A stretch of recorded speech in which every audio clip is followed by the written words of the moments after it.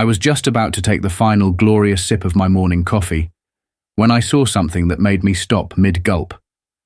4 people standing in perfect formation on my sidewalk, like they were about to breach a door. I thought maybe it was some weird neighborhood flash mob I hadn't been warned about. But then I noticed the matching polo shirts, the clipboards, the cheap sunglasses, and that unmistakable vibe of people who think they're way more important than they actually are. And at the center of this self-appointed HOA Justice League stood Karen. Every neighborhood has one, but my Karen was on another level. She wasn't just the type to post angry Facebook rants about grass being half an inch too long. No, she saw herself as the spiritual guardian of community standards. HOA wasn't just an acronym to her, it was a divine calling. This woman lived for petty power, and now, apparently, she'd brought backup. I watched from behind my blinds, mug still in hand, as they stood there like mall cops on a mission. Karen, arms crossed, lips pursed into that universal expression of manufactured outrage. The kind of look that screams, "I haven't been told no in a long time and it's ruined me." To her right was a guy who looked like he'd lost a fight with a buffet. Shirt stretched to its limits, clipboard held like a weapon. The other 2 were basically her clones, stiff, smug, and ready to ruin someone's day over a mailbox that didn't match the neighborhood color palette. At first, I thought maybe it was a joke, some weird HOA performance art. Or maybe they were going door to door pushing new bylaws like Girl Scout cookies. But the longer I watched, the more serious they looked. I set my mug down, took a deep breath, and walked toward the door, already bracing myself for whatever ridiculousness was coming next.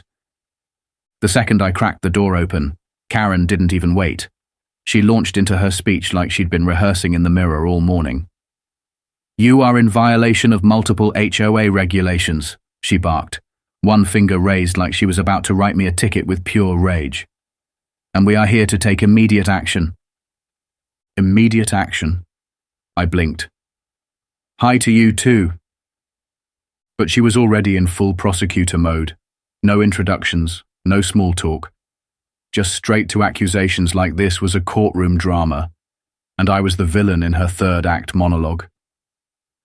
Her clipboard sidekick stepped forward, puffed out his chest, and cleared his throat.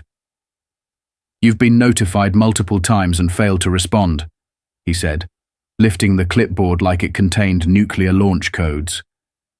"This is your final warning." I frowned. I hadn't gotten any notices. Not a single flyer, email, smoke signal, nothing.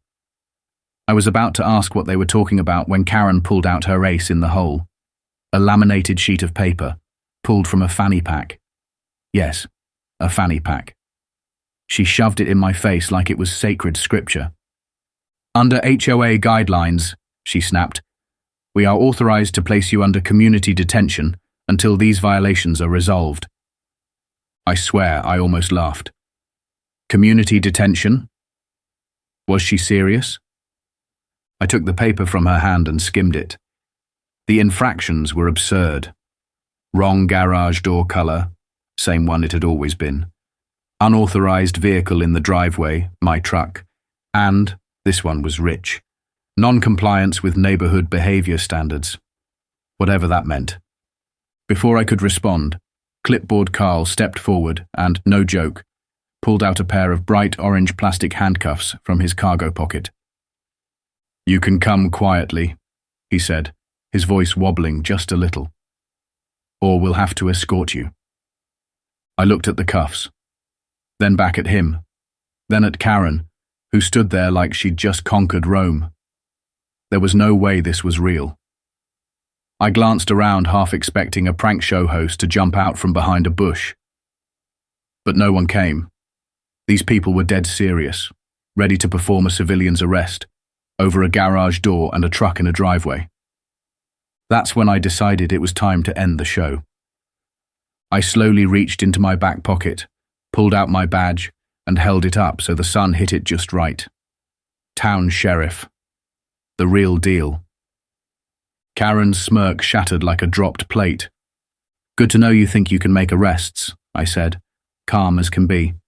Because right now what you're doing, that's impersonating law enforcement. The clipboard lowered. The plastic cuffs suddenly didn't seem so official. And if you actually tried to detain me, I continued, letting my words hang heavy, that would be attempted kidnapping. Silence. Utter silence. Karen's face lost all colour. Clipboard. Carl looked like he wanted to disappear into his ill-fitting shoes. One of the HOA clones shifted nervously and mumbled something about checking his schedule. I took a step forward, eyes locked on Karen. You have exactly 5 seconds to walk off my property before I take this very seriously. They didn't need 5. Clipboard Carl turned so fast, he nearly tripped over his own shoelaces. The others followed without a word. Karen was the last to leave, face bright red, jaw clenched. Just before she turned away, she hissed through her teeth, "This isn't over." I watched them retreat down my driveway like a disbanded marching band. Then I turned around, walked back into my house, picked up my now cold coffee, and took a sip.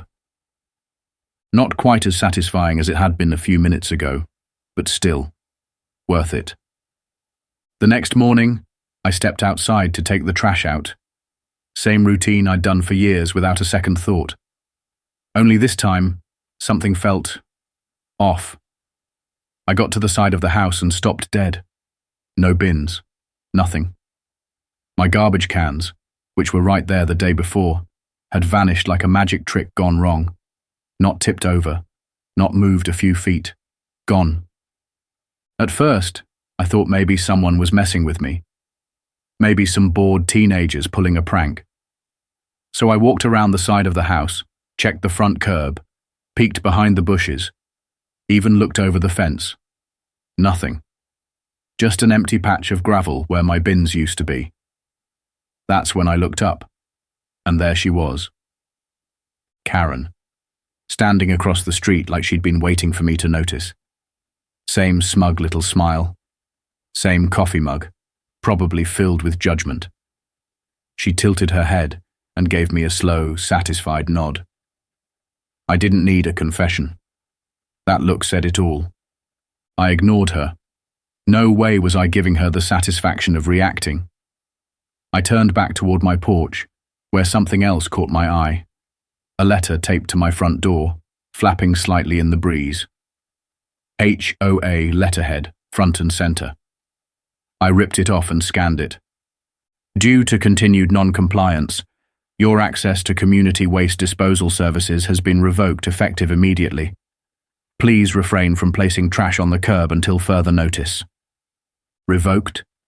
Trash privileges revoked? I stood there in disbelief. This woman had not only stolen my bins, she had actually filed an official order banning me from taking out my own trash. Who does that? I crumpled the letter and tossed it, ironically, right onto the empty space where my garbage cans should have been. Then I took a deep breath. This wasn't over, not even close. That evening I came home from work and immediately noticed something new, something absurd. Sitting smack in the middle of my driveway was an orange traffic cone. Next to it, zip-tied to a wooden stake hammered into the ground, was another laminated sign. These people really loved laminating things.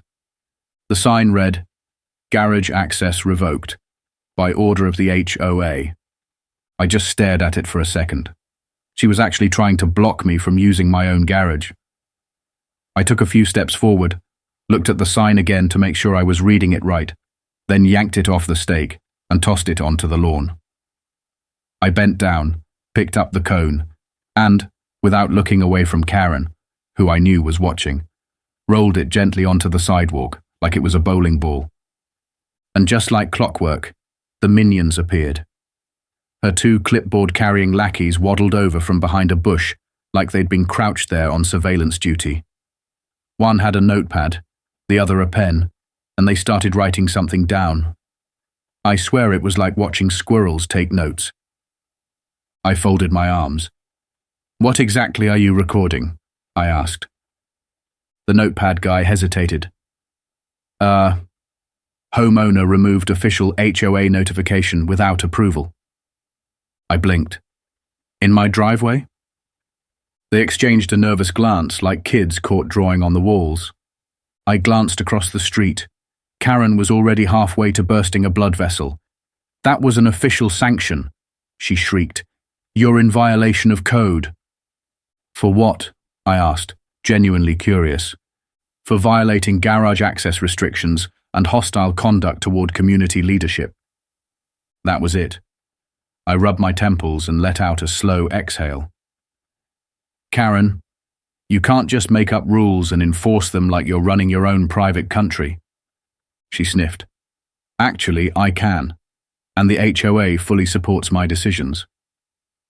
Karen, this isn't a gated community, I said, keeping my voice level. The HOA doesn't own my home. You don't control anything but the Facebook page. Her face turned the same shade as a ripe tomato. I gave her a half smile, turned around and walked inside. Door closed. Discussion over. At least for now. But I should have known she wouldn't stop. Karen wasn't the type to back down when she'd declared war. And this was her petty version of D-Day. It wasn't long after that I got a call from one of the only sane people on the block, my neighbor Marcus, chill guy, doesn't talk much, always minds his business. So when he called, I picked up right away. Hey, he said, voice low. You need to get home. Like now. Why? There are cops outside your house. 2 cruisers. I sat up straight. What? Yeah, and Karen's out there talking to them. I didn't even say goodbye. I hung up, grabbed my keys, and floored it home. Sure enough, the moment I turned onto the street, I saw them, 2 police cars, lights flashing, parked right in front of my house. And Karen, of course, was putting on the performance of a lifetime. One hand clutching her chest like she was in a soap opera, the other pointing in the direction of my yard. He was aggressive, she was saying, her voice trembling.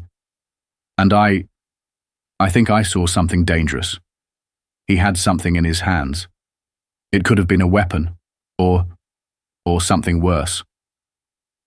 I parked the truck, stepped out, and locked eyes with the officers. One of them, Officer Ray, was someone I knew. We'd worked cases together. He looked at me, then at Karen, and immediately raised an eyebrow like he was already tired of the situation. Boss, he said, walking over. We got a call about suspicious activity, something about a potential firearm. I stared at him, then at Karen, then back. Let me guess. She's the one who made the call. Karen gasped behind me. I only reported what I heard. Some neighbors were concerned. Ray didn't even look at her. You got anything we need to worry about? I shook my head. Nothing but a woman who's obsessed with trying to take over the neighborhood. He sighed. That's what I figured. I turned toward Karen and took a step forward. Making false police reports? That's a crime. You understand that, right? Her smug expression began to fade. And harassing a law enforcement officer? That's another crime. Her face went pale. Ray stepped in, arms crossed. Ma'am, unless you have actual proof or a legitimate concern, we're going to have to ask you to stop wasting our time. Karen opened her mouth, closed it, opened it again. Nothing came out. She spun on her heel and stormed off toward her house, muttering something under her breath that I didn't care enough to hear. I turned back to Ray and the other officer. Sorry you had to waste a trip. Ray shook his head. You're not the one who needs to apologize. And just like that, they left. But as I stood on my porch watching Karen peeking through her blinds like a nosy cartoon villain, I knew deep down this wasn't the end. Not even close. It started with the rumble of diesel engines outside my house. I was still half asleep, sipping my coffee, when I heard it. Low, steady, and way too loud to be a passing car. I stepped onto my porch just in time to see two full-size work trucks pulling up. Not one, two, followed by a mini excavator on a trailer and a pickup loaded with tools. The whole crew jumped out in reflective vests, carrying clipboards and hard hats, stretching like they were getting ready for a full day of digging. For a second, I thought maybe they had the wrong address. Some utility crew about to fix a busted water main. Then I saw the orange cones, a dozen of them, placed methodically along the edge of my lawn and driveway like they were staging for a demolition project. I scanned the scene, confused, until my eyes landed on her. Karen, standing across the street, arms crossed, sipping coffee out of her world's best HOA president mug like she had just summoned these men from the depths of HOA hell. And then it clicked. This was her next move. I stormed down the front steps and approached the nearest guy, mid-40s, wearing a hard hat, holding a clipboard. "Morning," he said, like this was just another Tuesday. "We're here to start excavation and emergency pipe repair for an underground leak." I blinked. "Excavation?" He nodded. "Yeah. According to the request, there's major foundational damage caused by a broken water pipe under the property. Could be affecting the whole street if we don't take care of it." "Request?" I asked. "From who?" He flipped through his clipboard, found the form, and pointed to the bottom. "Filed by the HOA, emergency work order, signed by the association president." I took a closer look at the paper and, of course, there it was in bold. Karen Thompson. Unbelievable. "Did anyone inspect the property, confirm the leak?" He hesitated. "Well, no, but with emergency requests, we're allowed to act first and verify later." I let out a slow breath, looked him dead in the eye, and reached into my back pocket, pulled out my badge. "I'm the sheriff, and I'm telling you right now, there is no emergency. There's no leak. And unless you want to be held personally liable for any damage you cause on my property, I suggest you pack up your crew and leave." His eyes widened. Behind him, a couple of the workers stopped what they were doing and exchanged glances. He paused, glanced back at the trucks, then gave a quick whistle. "All right, guys, pack it up. We're done here."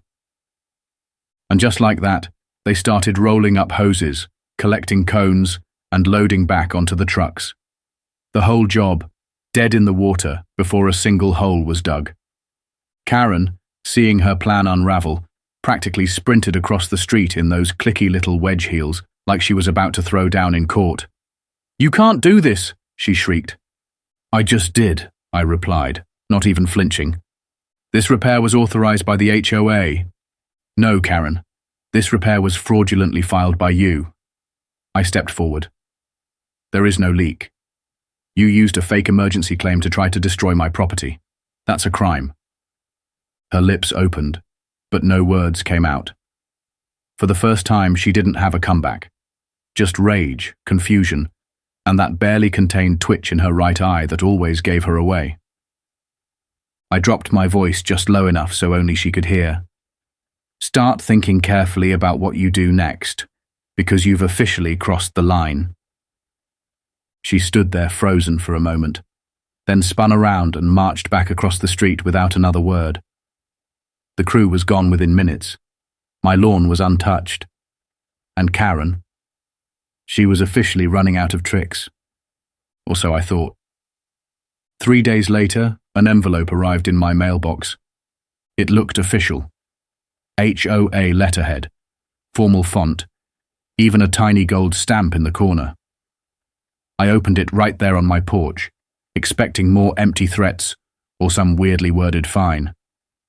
But this time, they'd outdone themselves. The letter read, "Due to continued acts of hostility toward the HOA and its leadership, your behavior has been deemed incompatible with the community's values. Effective immediately, the HOA has voted to revoke your residency privileges. Steps are being taken to begin the removal process. I stared at the letter for a solid 10 seconds before laughing out loud.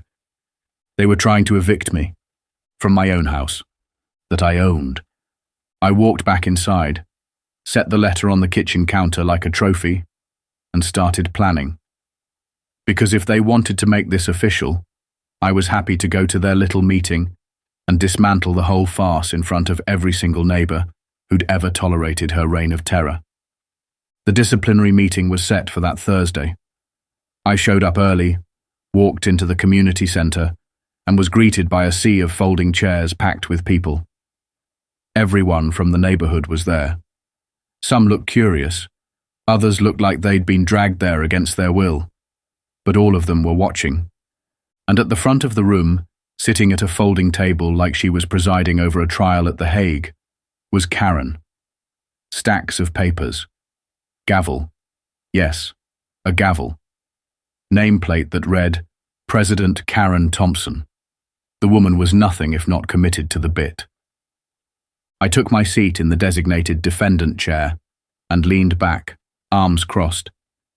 If she wanted a show, I was going to give her one. She cleared her throat like she was about to read my Miranda rights. We are gathered today to discuss the repeated violations and aggressive conduct of one resident, violations which threaten the peace and harmony of our community. I rolled my eyes. You got a list. She smiled and lifted a sheet of paper. Glad you asked. She began reading. Refusal to comply with garage door regulations, unauthorized vehicle use of the driveway, removal of official HOA notices, tampering with neighborhood enforcement tools, public intimidation of HOA board members. I held up a hand. Wait, tampering with enforcement tools? Are you talking about the traffic cone? She sniffed. It was placed with full HOA authority. In my driveway. Her face twitched, but she pushed on. You've demonstrated a complete lack of respect for this community and its leadership. Karen, I said, sitting forward. You don't have the legal authority to remove me from my own home. You don't own my house. You don't pay my mortgage. You're not a judge. You're not even an elected official. Some people in the crowd chuckled. A few exchanged glances. One guy in the back actually clapped once before his wife elbowed him. Karen's voice cracked slightly. This is a serious matter. No, Karen. What's serious is that you think your little committee gives you the power to act like a tyrant. You've been making up rules, intimidating neighbors, and using your fake authority to control people. There was silence. The room had shifted. You could feel it. Her grip was loosening. One of the board members to her left quietly cleared his throat. Technically, he's right. Karen snapped her head toward him. Excuse me. There hasn't been a formal vote in years, he muttered. The bylaws say we need annual elections. That was it. The dam broke. A woman in the third row stood up.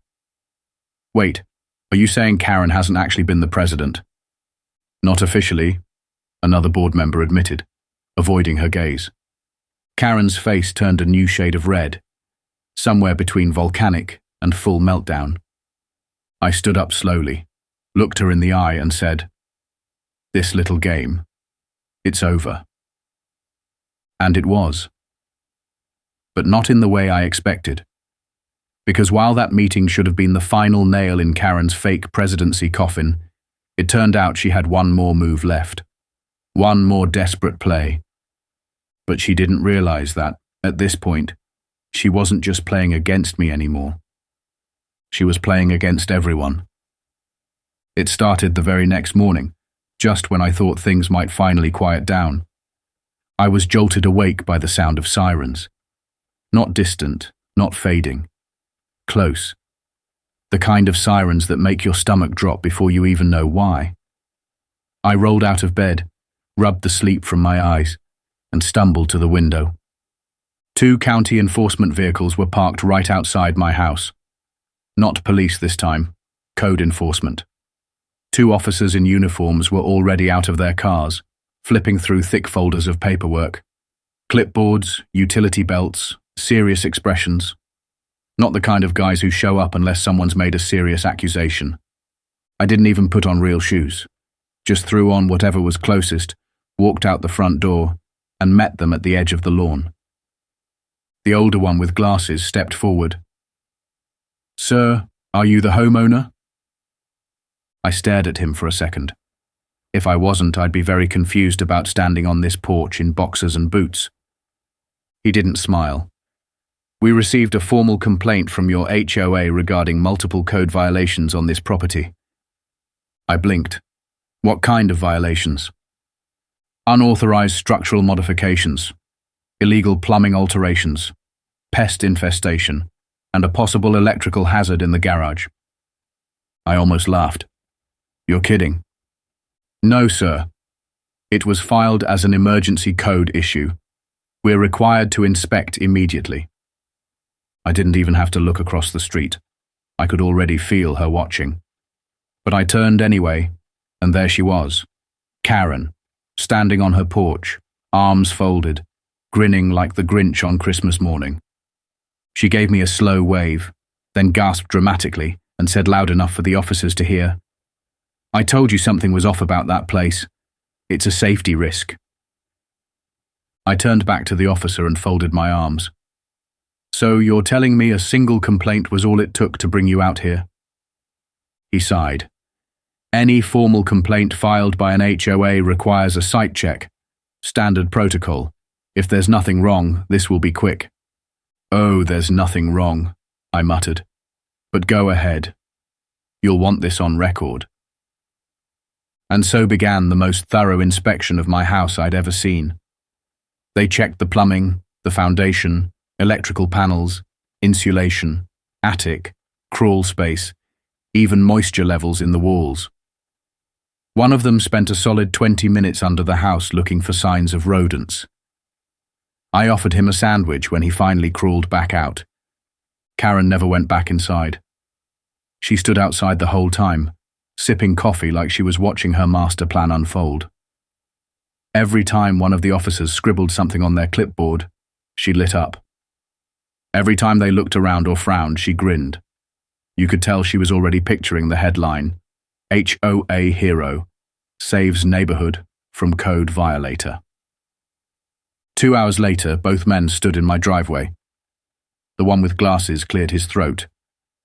"Well, sir, we've completed a full inspection. Your property is fully compliant. No violations. Everything's up to code." I smiled and nodded.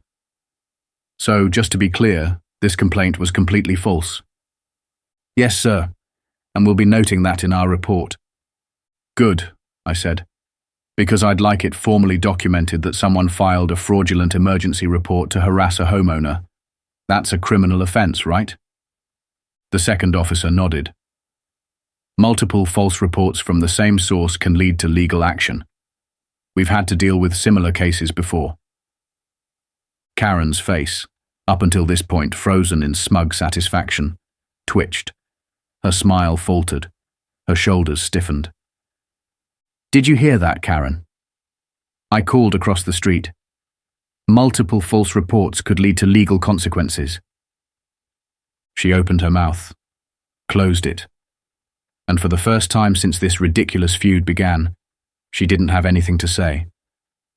The officers thanked me, packed up their paperwork, and left. Karen didn't move. I just stood on my porch, arms crossed, watching her as she slowly retreated into her house like a vampire at sunrise. I figured maybe, that would be the last of it. But karma wasn't finished with her yet. Apparently, my formal complaint about the fake work order and the code enforcement stunt had caught someone's attention. Because less than a week later, a county auditor arrived in our neighborhood. No warning, no announcement. Just quietly showed up and started asking questions. About money, about spending, about HOA policies. And what they found, it was worse than anyone imagined. Turns out Karen had been very busy over the past few years. Fines that residents had paid for infractions like crooked mailboxes or faded fence paint. Not documented, not reported, not spent on community improvements. Over $30,000. Gone. No receipts, no paper trail, no vote. She had been funneling HOA funds into her own home. New patio furniture, upgraded landscaping, private cleaning services, dinners billed as board meetings that were nothing more than wine and dine nights with her inner circle. Even had a company install solar panels at community discount pricing, only for her house. And here's the kicker. Karen wasn't even legally the HOA president. The bylaws required a new election every year. She hadn't held one in 6, just declared herself president and kept signing off on everything herself. No ballots, no board votes, just raw ego and intimidation. Once the audit results were released, it was like someone had flipped a switch. Neighbors who once bowed to her every word were furious. People started coming out of the woodwork with their own stories. Unfair fines, threats of property liens, accusations of harassment. An emergency HOA meeting was called that weekend. This time it was truly an emergency. No snacks, no decorations, no smug announcements. Just a folding table, a packed room, and Karen sitting dead center, surrounded by the board members who were now very aware they might go down with her. Her confidence was gone. The chair she sat in looked like it was trying to eject her. For once, she wasn't holding court. She was facing it. One by one, the allegations were read aloud. The misused funds, the fake elections, the intimidation tactics, the lies. Every head in the room turned toward her, and every time she tried to speak, someone shut her down. You had your chance. Let the numbers speak. We're not stupid, Karen. The final vote was unanimous. Karen was stripped of her position. The entire board was dissolved. A full legal investigation was launched. And just when she thought she could quietly slink away, it happened. 2 officers walked through the back door of the meeting room. Not code enforcement, not local beat cops, detectives. Karen bolted, didn't grab her purse, didn't say a word, just ran. She made it about 15 feet before one of the detectives stepped in front of her and the other clicked real handcuffs, metal ones, around her wrists. She screamed, wailed, "This is harassment! This is a mistake!" But no one moved to help her. Someone in the crowd started clapping. Someone else stood up and cheered, "Well done, Karen." And that was it. Karen was marched out of that meeting red-faced, sputtering, and humiliated in front of the very people she'd spent years trying to control. Her house went up for sale within a month, sat on the market forever. Nobody wanted it, not because of the structure, but because everyone knew who had lived there. The stink of her reign still clung to the siding. Eventually, she moved out of town. Word has it she found another HOA, another neighborhood, another group of people to try and rule. But around here, things changed. The HOA was rebuilt with actual leadership. The dumb fines disappeared. The stupid laminated signs went away. People actually started talking to each other like neighbors again. And the for sale sign in front of Karen's old house? It was the most peaceful thing I'd seen in years.